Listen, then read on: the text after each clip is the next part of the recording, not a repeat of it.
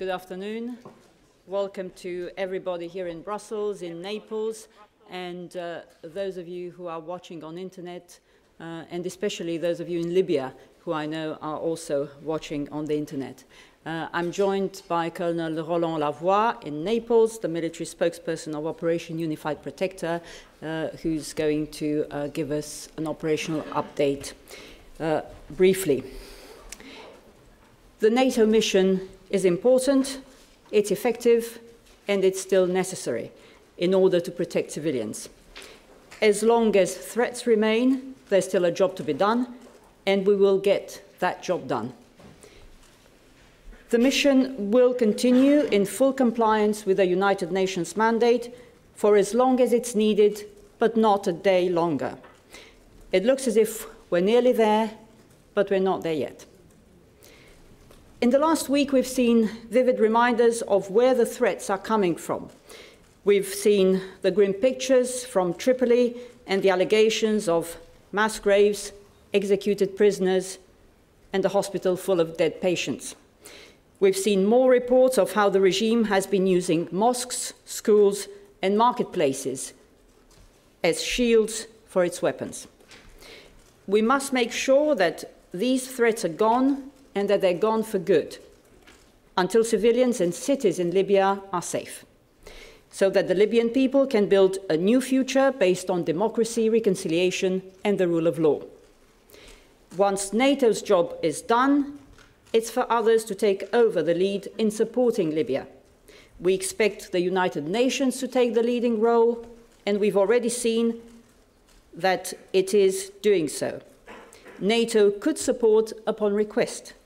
Last week, as you know, the North Atlantic Council agreed that any possible future supporting role for NATO must satisfy three criteria: a demonstrable need, a sound legal basis, and wide regional support. I must stress, though, that no decision's been taken, and the focus for now remains very much on getting the job done under the current mandate of the United Nations Security Council. The Secretary General will travel to Paris on Thursday, September the 1st, to take part in the senior level meeting on Libya. As you know, he's already taken part in contact group meetings in Doha, London, Rome, and Istanbul.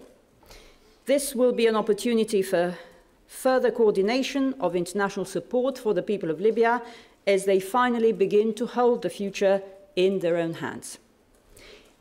One last point I'd like to mention, which has no connection whatsoever with our Libya operations. As you may have seen, there was a mid-air collision earlier this morning between an L-39 Lithuanian military plane and a French Mirage jet during a training flight out of the Zokniai airbase in northern Lithuania. Both Lithuanian pilots ejected successfully and walked away from the crash site with no serious injury. Their plane crashed in a rural area and there's been no damage to private property. The French military jet was lightly damaged but managed to land. The incident is under investigation. The NATO air policing mission over the Baltic State continues. Over the Baltic states, because obviously we're not just talking about Lithuania, but also Latvia and Estonia. Now over to Roland Lavoie in Naples for the Libya operational briefing. Bonjour, Rowana, and welcome to those who are joining us from Naples and, of course, Brussels. The Gaddafi regime is collapsing and rapidly losing control on multiple fronts. A few days ago, we witnessed the people of Tripoli freeing their city. Now the port is accessible to commercial and humanitarian shipping, as in the nearby port of Az-Zawiya. The two metropolitan airports are now secured. The new authorities are able to provide for the overall security of the city. And the National Transitional Council has moved decision centers in the capital and demonstrated its leadership and ability to start coordinating the provision of services to the population. These are very encouraging signs indeed. Gaddafi forces have also been pushed out of the greater Tripoli area. despite the presence of remnants of the regime, the Tripoli region is essentially freed, with the retreat of pro-Gaddafi forces to the areas of Bani Walid to the southeast of the capital, where they don't represent a direct threat to the population of Tripoli anymore. Other key change since last week is the opening of the northwest coastal route linking Tripoli to the Tunisian border. As the overall security situation improves, this vital link will gradually allow for more road movements, which means more food, more water, fuel, medicine, and other supplies. Our main area of attention is now the corridor between Bani Walid and the eastern edge of Sirte, where pro-Gaddafi forces are maintaining a varying presence in several coastal cities and villages, a presence that has also been reported inland down to the Al Jufra general area. Now let me say a few words on the NATO mission, as several may wonder if there's still a need for a NATO presence to protect Libya.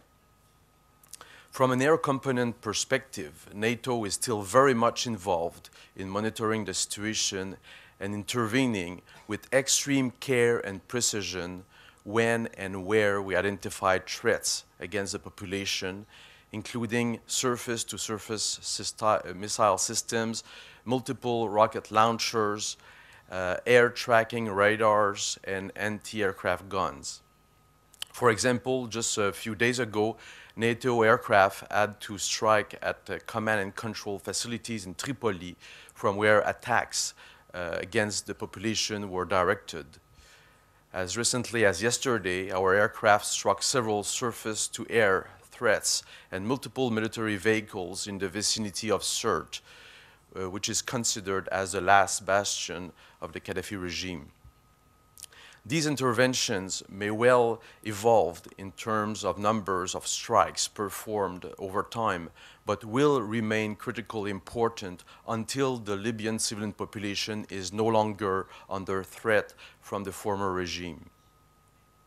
It is equally important to note that the Alliance air component is tracking and deconflicting numerous air and ground movements, which include humanitarian aid movements that are of critical importance at this recovery phase of the conflict.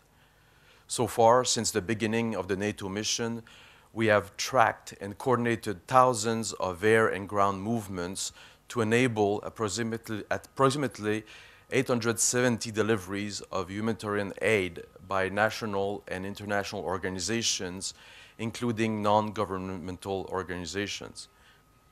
These numbers may sound abstract, but they do reflect a very concrete reality for those who are in real need of basic necessities.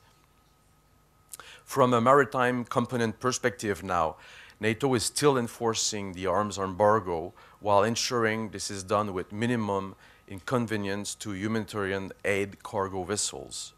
We further provide naval cooperation and guidance for shipping. With the return of security, the Tripoli port is returning to normal state.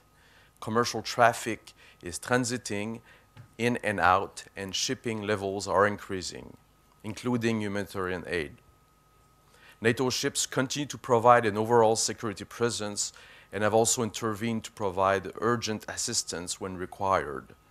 The latest was last weekend when medical assistance was provided to a ship leaving Tripoli for Misrata, with 32 of the ex-prisoners released from the Abu Salim prison aboard. NATO certainly shares concerns expressed by many regarding the overall humanitarian situation in Libya. It is reassuring, though, that we learn of more and more initiatives sponsored by governments and non-governmental organizations to help the Libyan population. While individual nations, commercial operators, and specialized non-governmental organizations are better suited and equipped to conduct such operations, NATO will continue to act as an enabler, essentially through a security presence at sea and close monitoring of the airspace. So my message is that despite the fall of the Gaddafi regime and the gradual return of security for many Libyans, NATO's mission is not finished yet. We remain fully committed to our mission and to keeping the pressure on the remnants of the Gaddafi regime until we can confidently say that the civilian population of Libya is no longer threatened. I could take now your questions.